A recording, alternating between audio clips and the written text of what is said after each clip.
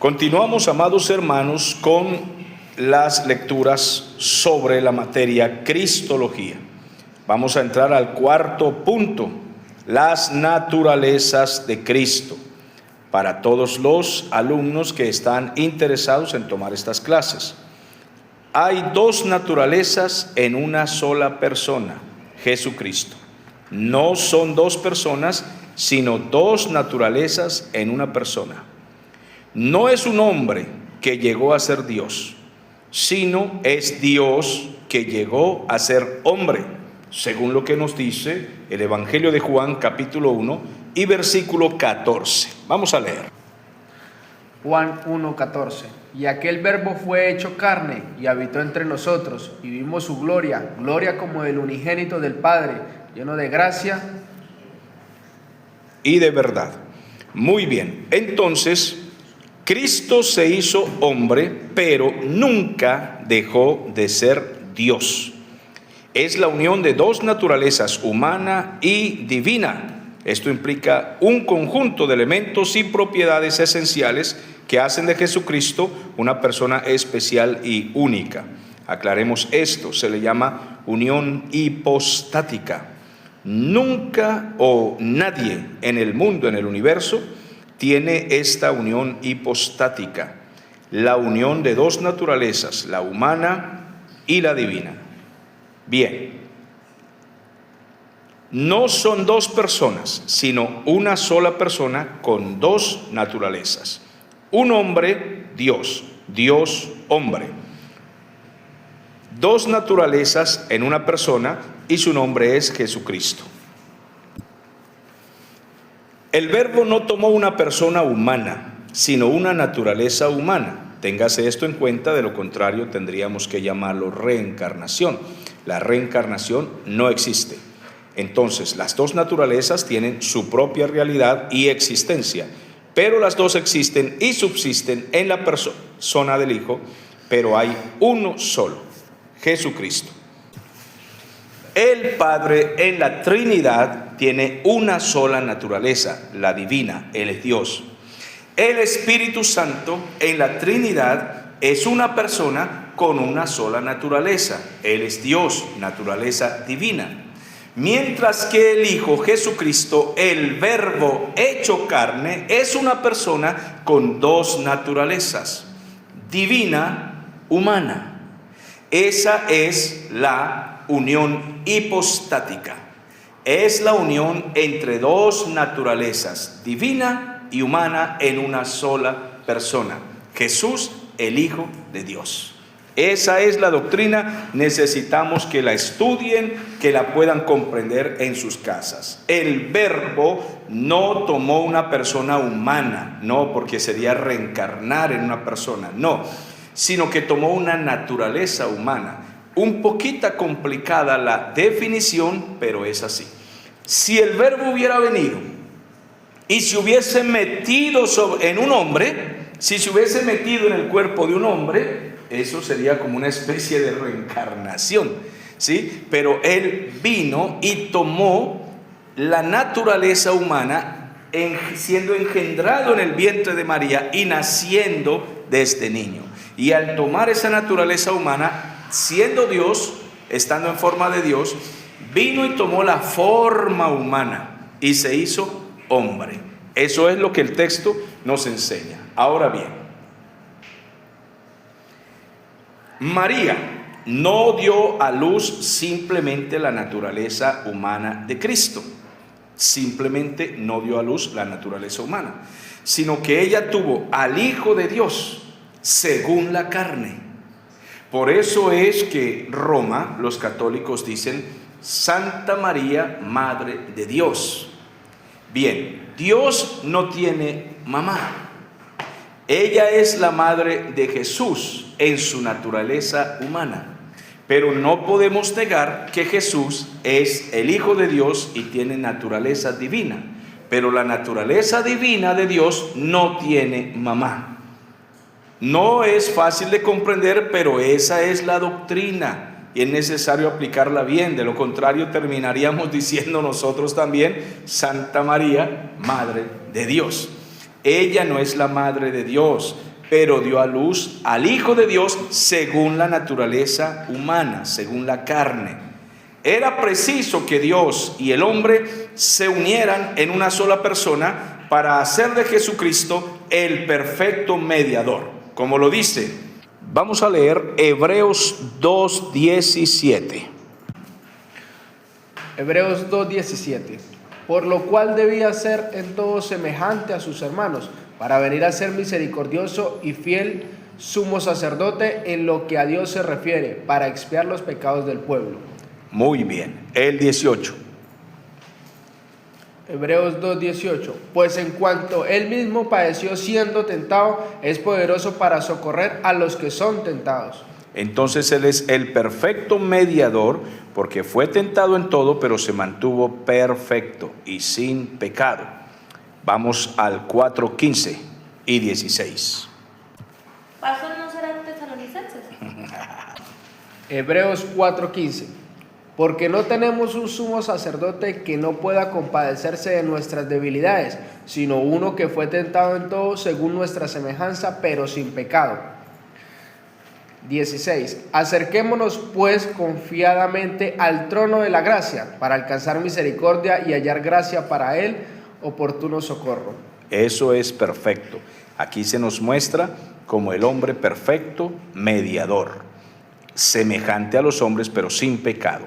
7:25. Por lo cual puede también salvar perpetuamente a los que por él se acercan a Dios, viviendo siempre para interceder por ellos. Muy bien, entonces de esta manera puede el Señor restaurar la imagen de Dios en el hombre, porque cuando el hombre cayó en pecado, perdió la imagen de Dios. En este respecto, Cristo es teántropos, es una palabra griega que procede de teos, que es Dios, y ántropos, que es hombre. ¿Cómo diríamos Cristo, Dios, hombre? Teántropos, si queremos decirlo en griego, solamente para conocimiento. Este término griego lo puede describir como el puente divino humano, la escalera entre el cielo y la tierra. Es el único camino hacia Dios. Repetimos en nuestras clases que no es Mahoma, no es la Virgen, no es Buda, no es Alá, no es una religión, no es un santo, no son los santos de los hombres, todos los ángeles juntos, sino solamente Jesucristo. Esta persona con identidad del cielo, enviado del cielo, pero a la vez con identidad humana, para poder comprender a los humanos y ser el sumo sacerdote y único mediador entre Dios y los hombres. La persona del Verbo se encarnó. Esa naturaleza divina no sufrió cambio alguno por la encarnación. No hay una deidad humanizada o humanada, ni una humanidad divinizada, sino que las dos naturalezas se manifiestan con todas sus propiedades como tal, de una misma persona que es el Verbo hecho carne. Podemos decir que es a la vez potente y débil, eterno y temporal, con acciones divinas y humanas. Repetimos esto entonces. De una misma persona que es el Verbo hecho carne, podemos decir que es a la vez potente y débil, eterno y temporal, con acciones divinas y humanas. Entonces, de esta manera podemos entender las dos naturalezas de Cristo. Pasemos pues al quinto punto, la necesidad de estas dos naturalezas en Cristo. Porque era necesario que viniera el Señor a rescatar la humanidad caída, perdida en el huerto del Edén o desde el huerto del Edén. Desde allí cayeron nuestros primeros padres y toda la raza humana quedó condenada. Heredamos el pecado y de hecho a los seres humanos nos gusta pecar hasta que conocemos a Cristo y comienza ese combate entre el bien y el mal dentro de nosotros, entre la naturaleza humana y la naturaleza regenerada por el poder del Espíritu Santo. En primer lugar, la necesidad de su humanidad, es decir, de la humanidad de Cristo. Puesto que el hombre pecó, entonces era necesario que el castigo lo recibiera el hombre. Toda la humanidad debía ser castigada, y se puede decir que exterminada, como en los días de Noé, que toda la humanidad fue exterminada, pero Dios nos dio una nueva oportunidad entrando Noé y su familia en el arca, y así comenzó de nuevo. Pero los seres humanos otra vez volvimos a pecar, y una vez más estamos listos para ser condenados, porque ya habíamos heredado eso desde Adán. Entonces ahora era necesario que viniera Cristo. Ya estaba prometido desde Génesis 3:15. Entonces, para que pudiéramos ser rescatados, Cristo debería tomar esa naturaleza humana, no únicamente con todas sus propiedades esenciales, sino también con todas sus flaquezas, todas sus debilidades como ser humano, y de esta manera más a las profundidades de la degradación a la que el hombre ha decaído, pero ser sin pecado. Es decir, Jesús se dolió como todos, se cansaba. El Señor Jesús debía dormir, debía comer, bañarse. Algunas personas piensan muy mal que el Señor Jesús era como un espíritu, un fantasma que no necesitaba bañarse, que no necesitaba descansar. Algunos han dicho que su ropa no se desgastaba, él no necesitaba comprar un vestido nuevo. Todo esto es falso. Él vino 100% hombre, tan solo un mediador como él, verdaderamente humano, que tuviera el conocimiento experimental de las miserias de la humanidad y que se levantara por encima de todas las tentaciones y pudiera vencer todas las tentaciones del diablo y del pecado. Podría ser un modelo humano perfecto para sus seguidores y para aquellos a quienes él venía a rescatar. Vamos a ver Hebreos capítulo 4, versículo 14 al 16, y vamos a ver Filipenses capítulo 2, versículos 6 al 11. Hebreos 4, 14. Por tanto, teniendo un gran sumo sacerdote que traspasó los cielos, Jesús, el Hijo de Dios, retengamos nuestra profesión. Versículo 15. Porque no tenemos un sumo sacerdote que no pueda compadecerse de nuestras debilidades, sino uno que fue tentado en todo según nuestra semejanza, pero sin pecado. 16. Acerquémonos pues confiadamente al trono de la gracia, para alcanzar misericordia y hallar gracia para el oportuno socorro. Así podemos nosotros ver entonces que el Señor Jesús sufría como todos los humanos, todo el cansancio, todas las miserias humanas, y fue tentado en todo, solo que él se mantuvo sin pecado para poder auxiliarnos a nosotros que somos pecadores. Vamos a ver el siguiente texto. Filipenses 2:6. El cual, siendo en forma de Dios, no estimó el ser igual a Dios como cosa a que aferrarse. Versículo 7. Sino que se despojó a sí mismo, tomando forma de siervo, hecho semejante a los hombres. Y estando en la condición de hombre, se humilló a sí mismo, haciéndose obediente hasta la muerte y muerte de cruz. Por lo cual Dios también lo exaltó hasta lo sumo, y le dio un nombre que es sobre todo nombre, para que en el nombre de Jesús se doble toda rodilla de los que están en los cielos y en la tierra y debajo de la tierra, y toda lengua confiese que Jesucristo es el Señor, para la gloria de Dios Padre. Muy bien. Estos textos nos dicen a nosotros que habiendo el hombre pecado en el huerto del Edén, el hombre y su mujer nos dejaron una herencia. La herencia es la tendencia a la pecaminosidad. Por naturaleza el hombre es pecador. Ahora bien, debía morir un hombre santo. Uno que fuese santo debía morir por todos los pecadores. De lo contrario, Dios tendría que aplicar su justicia sobre toda la humanidad. Tendría que aplastarnos a todos. Cristo se ofrece como mediador, salvador. Él quiere salvarnos y se ofrece. Pero no puede venir solamente como Dios.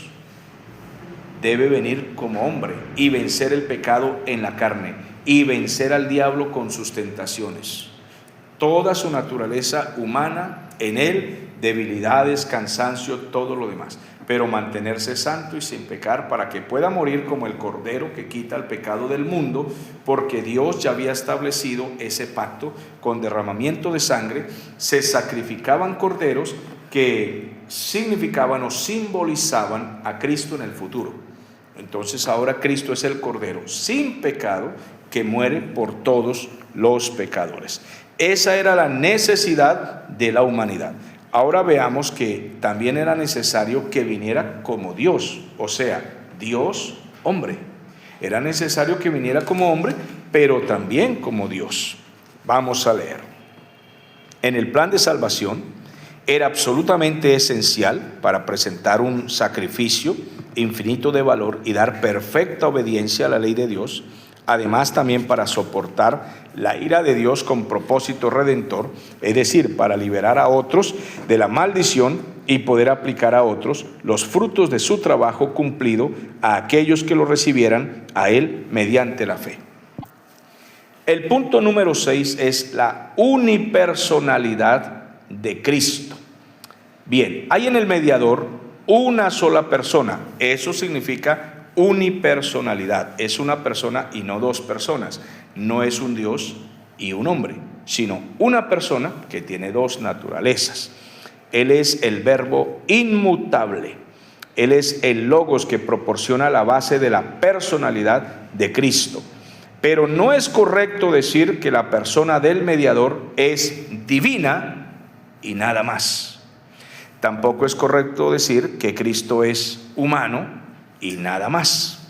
Vamos a ver primera epístola de Juan, capítulo 4, versículos 2 y 3.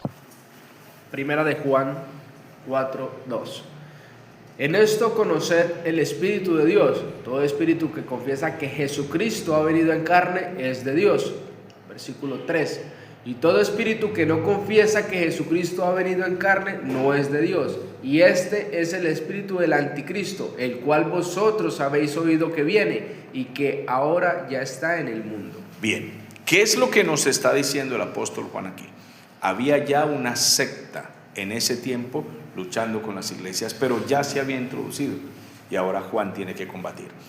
La secta o varias sectas, varios movimientos sectarios. Unos decían que Jesús era un espíritu, una especie de fantasma, una deidad que andaba por ahí, que no necesitaba bañarse, que no necesitaba perfumarse, que no necesitaba comer, o sea, como un fantasma.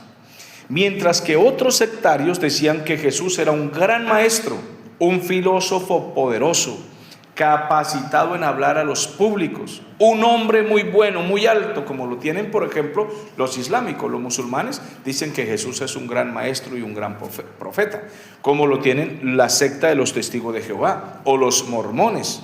Aceptan que Jesús es un gran hombre, un personaje, pero no Dios. Por tanto, Juan tiene que poner aquí la doctrina, la firma sobre la mesa. Es necesario que nosotros también conozcamos esta doctrina para que sepamos responder lo que es teántropos, Dios hombre. La encarnación constituyó al Verbo en una persona compleja, formada de dos naturalezas o completa. Él es Dios hombre. La naturaleza humana tiene subsistencia personal en la persona del Verbo. La naturaleza divina, que poseía esta parte, este atributo desde la eternidad, tomó la naturaleza humana y ahora entonces tiene las dos. En el Antiguo Testamento, el Verbo, el Hijo, tenía solamente naturaleza divina. Esa debería ser una pregunta para el examen. En el Antiguo Testamento, el Verbo era teántropos. Ahorita vamos a ver. Bien, las dos naturalezas tienen su propia integridad, cada una sin ser fundidas o mezcladas, sino que cada una manifiesta sus propiedades. Y en el Nuevo Testamento es que vino a ser Dios hombre. Entonces, hablamos en clase.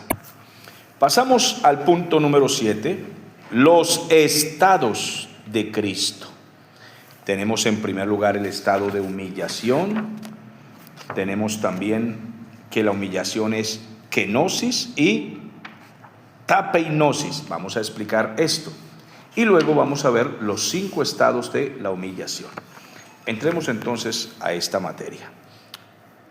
Vamos a revisar Filipenses capítulo 2, versículos 7 y 8 y veamos el estado de humillación. ¿Qué es lo que nosotros podemos entender como estado de humillación? Aquí entra la kenosis, que es el vaciamiento, y la tapeinosis, que es la humillación. Leamos primero los textos bíblicos. Filipenses 2:7. Sino que se despojó a sí mismo, tomando forma de siervo, hecho semejante a los hombres. Versículo 8. Y estando en la condición de hombre, se humilló a sí mismo, haciéndose obediente hasta la muerte y muerte de cruz. Muy bien. Entonces nosotros entendemos esta humillación, que Él se despojó a sí mismo. Estando en forma de Dios, vino a ser hombre. Y Él se humilló. Y traemos estas palabras del griego, kenosis, que significa vaciamiento. Esto consiste en haber puesto a un lado su divina majestad. Por eso el texto bíblico, volvamos a leer el texto bíblico.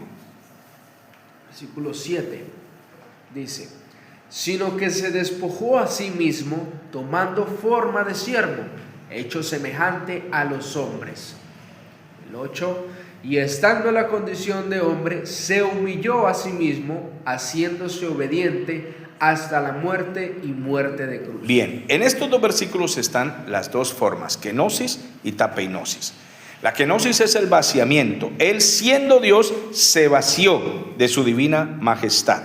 Era el soberano gobernador del universo, pero ahora Él se vacía de esto, o sea, se despoja de esta forma, sin dejar de ser Dios, pero dejó su trono para venir a ser hombre. Y al tomar esta forma de siervo, entonces Él pasa a la tapeinosis, que es la humillación. Consiste en haberse sujetado a las demandas y maldiciones de la ley, a la vida de un ser humano, a vivir en el vecindario, en el barrio, en el pueblo, absolutamente como todos. No vivió como un potentado, como un rico, sino como un siervo humilde, como un obrero que tenía que trabajar entre los pobres, sufrir como los pobres, incluso al extremo, al límite, y llegar a una muerte que era muy vergonzosa. En esto consisten los 2 estados de Cristo, los 2 estados de la humillación, kenosis y tapeinosis.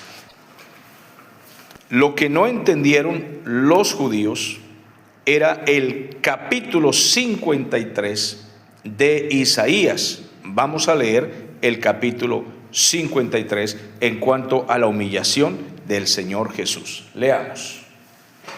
Isaías 53:1.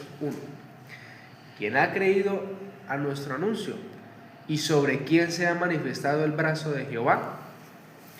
2. Subirá cual renuevo delante de él, y como raíz de tierra seca, no hay parecer en él ni hermosura. Le veremos, mas sin atractivo para que le deseemos. Despreciado y desechado entre los hombres, varón de dolores, experimentado en quebranto, y como que escondimos de él el rostro, y fue menospreciado y no lo estimamos.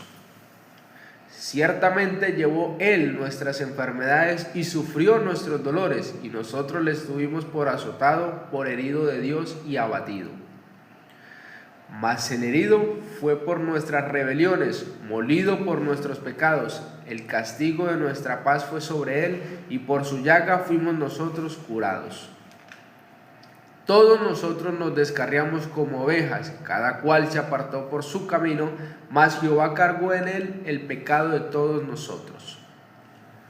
Angustiado él y afligido, no abrió su boca. Como cordero fue llevado al matadero, y como oveja delante de sus trasquiladores enmudeció y no abrió su boca.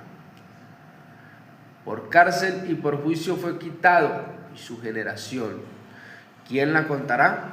Porque fue cortado de la tierra de los vivientes, y por la rebelión de mi pueblo fue herido. Y se dispuso con los impíos su sepultura, mas con los ricos fue su muerte, aunque nunca hizo maldad ni hubo engaño en su boca. Con todo eso, Jehová quiso quebrantarlo, sujetándole a padecimiento. Cuando haya puesto su vida en expiación por el pecado, verá linaje, vivirá por largos días, y la voluntad de Jehová será en su mano prosperada. Verá el fruto de la aflicción de su alma, y quedará satisfecho. Por su conocimiento justificará mi siervo justo a muchos, y llevará las iniquidades de ellos. Por tanto, yo le daré parte con los grandes, y con los fuertes repartirá despojos, por cuanto derramó su vida hasta la muerte y fue contado con los pecadores, habiendo él llevado el pecado de muchos y orado por los transgresores. Muy bien. Esta profecía quedó perfectamente cumplida cuando Cristo vino, pero los judíos nunca la entendieron. Ellos se limitaron en su mente a ver las otras profecías acerca del Mesías. Las otras profecías, incluso de Isaías, decían que él vendría como príncipe, vendría para reinar, admirable consejero, Dios fuerte, Padre eterno, príncipe de paz, etc. Él venía posiblemente, según la mente de ellos, a formar una guerra, derribar el imperio, darles a ellos libertad, establecer el reino de forma inmediata, y esperaban a este Cristo grande y glorioso. Pero no comprendieron que Isaías 53 nos hablaba primero del siervo sufriente.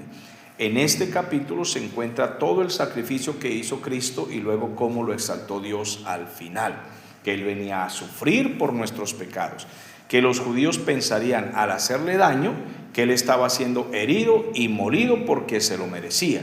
Le tuvimos por azotado, por herido de Dios y abatido. No lo escuchamos, no lo estimamos, no lo apreciamos. Se cumplió perfectamente en el tiempo del Señor. Ellos lo entregaron a la muerte porque ellos le dieron completamente la espalda y no lo quisieron. Pero el texto profetiza de manera segura que el Señor Jesús verá el linaje, verá a todos los rescatados, los salvados, el fruto de la aflicción de su alma, y finalmente, siendo glorificado, Él estará como el Rey de Reyes, el guerrero de todos los valientes, y Él verá que no fue en vano todo lo que entonces hizo por nosotros. Así de que Isaías 53 debe ser estudiado cada versículo en la cristología. Todos los alumnos, discípulos del Señor deben estudiarlo para que puedan explicar a los judíos este pasaje, y si el Señor nos da gracia en esto, podemos alcanzar a algunos judíos para Cristo cuando puedan entender que esta profecía de Isaías también cabe dentro de las profecías. Los judíos se tapan los ojos cuando ven Isaías 53. Ellos pueden ver a Cristo en toda su gloria, en todas las demás profecías, pero este capítulo no lo quieren ellos observar. Que Dios les bendiga.